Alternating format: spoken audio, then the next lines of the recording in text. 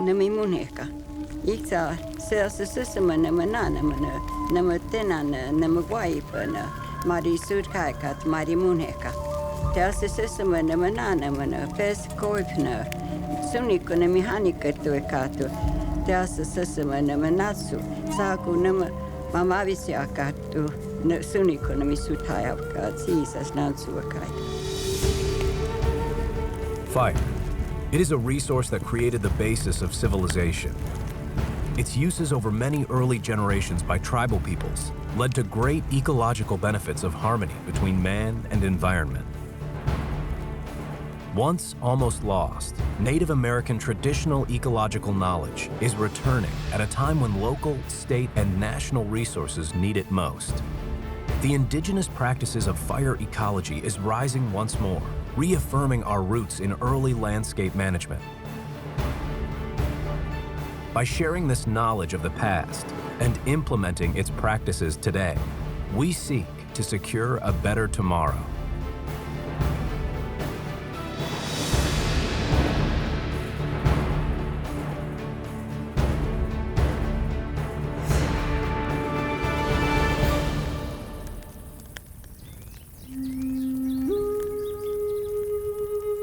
Traditional ecological knowledge refers to the body of knowledge that's accumulated across many generations about a particular landscape. It's embedded within observations and experiences with the natural world across generations. Fire was also a sophisticated way of manipulating the environment to generate social, economic, and environmental benefit for tribal communities. Fire served myriad purposes. Some of the most commonly described uses of fire in North America before European contact is to use fire to drive game, whether it was as small game as jackrabbits to as large game as bison. Early land management was shaped through the knowledge of traditional burning practices that harnessed fire as a tool that was necessary for survival. There were over 80 documented uses of fire in daily indigenous life. Coast to coast, generations of Native American tribal peoples contributed to local ecological management. Native Americans were the fire starters. They knew when to burn, what seasons of the year to burn, to get certain things to do. They also had it down to an art form. There was a lot of fire. Fire occurred a lot more than we think it did. What we have is, in the prairies and the Great Plains region, was a huge grassland.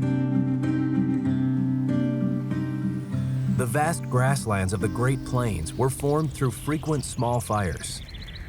These fires recycled nutrients, keeping plants strong and non-native vegetation from taking over open areas.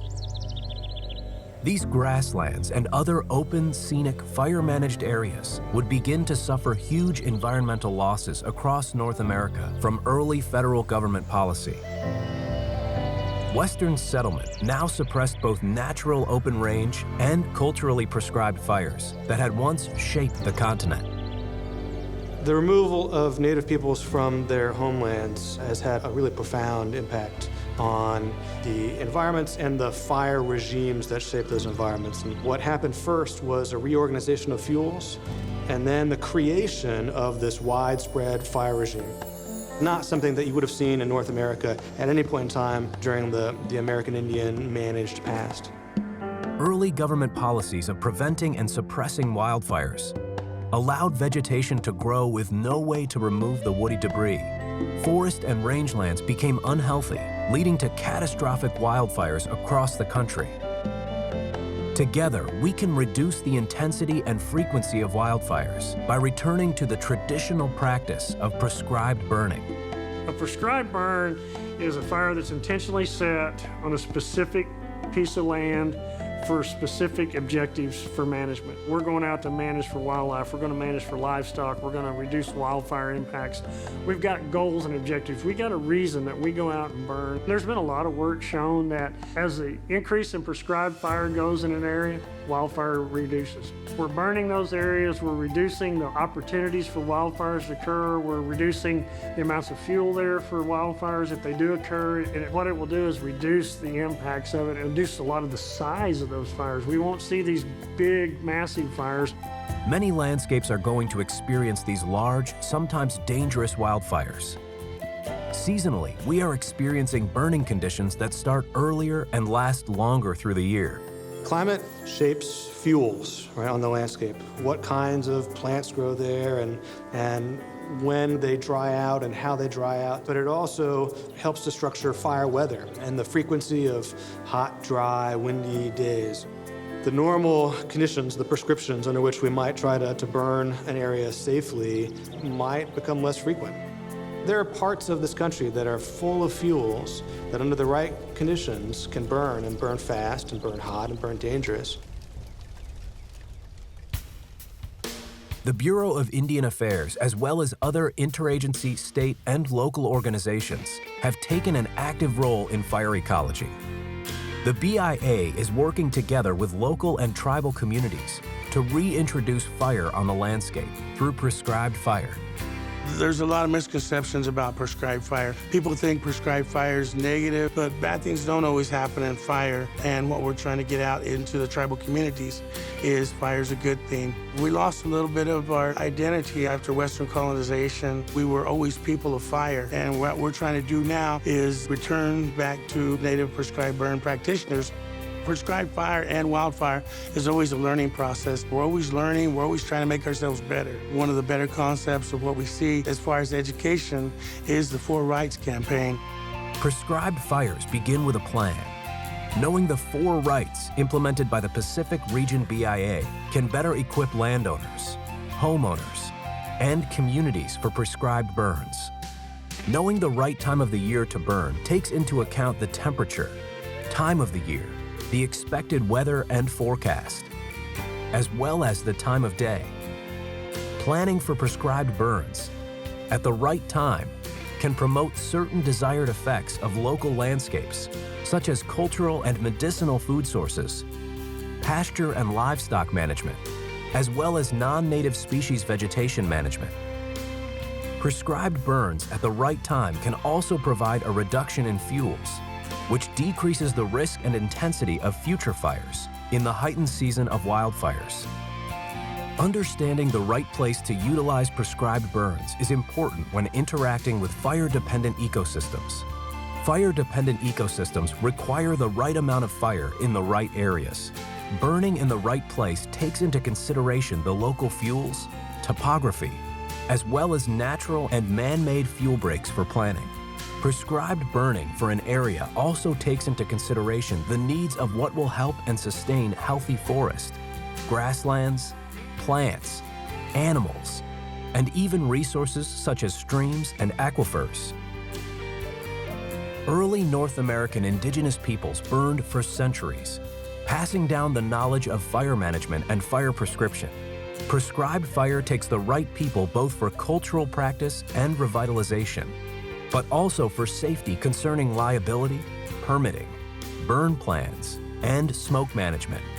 Gathering elders or those who are knowledgeable about traditional techniques and involving our youth can help revitalize a fire culture. Gathering professionals in the industry, such as the BIA Wildland Fire Management and other federal, tribal, and state fire practitioners, will only help towards the complex supervision sometimes needed in prescribed fire through communities. Prescribed fires are burned with purpose. Making the right choices to burn for the right reasons are essential to both the cultural preservation and the ecological management when using prescribed fire. Fire delivers a balanced renewal to the environment. Choosing to utilize prescribed burns can positively affect wildlife, as well as create the conditions for traditional medicine, plants, and foods to grow. It creates the growth and structure of certain species needed for basketry, arrows, and other cultural tools and practices. Making the right choice to utilize fire isn't just burning. It's making a choice to promote community, balance of self, and identity.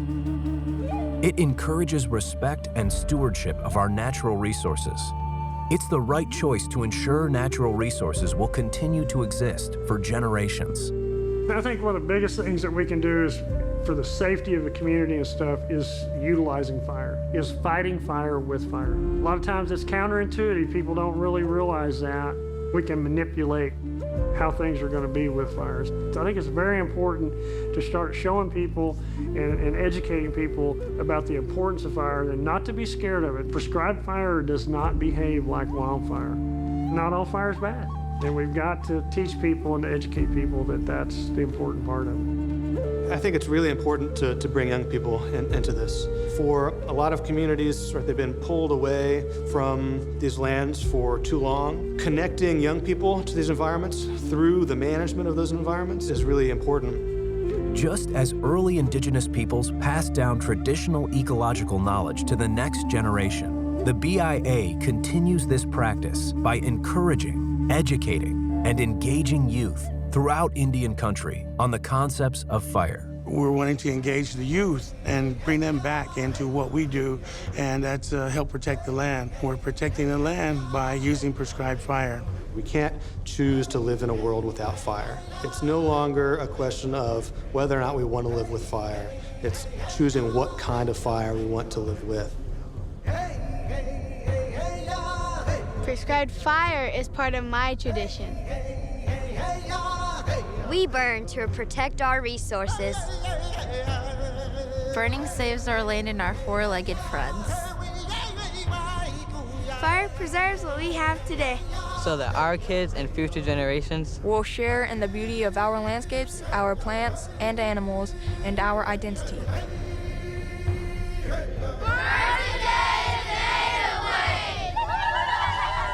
For more information for getting started on prescribed burns and fire management, please visit these websites.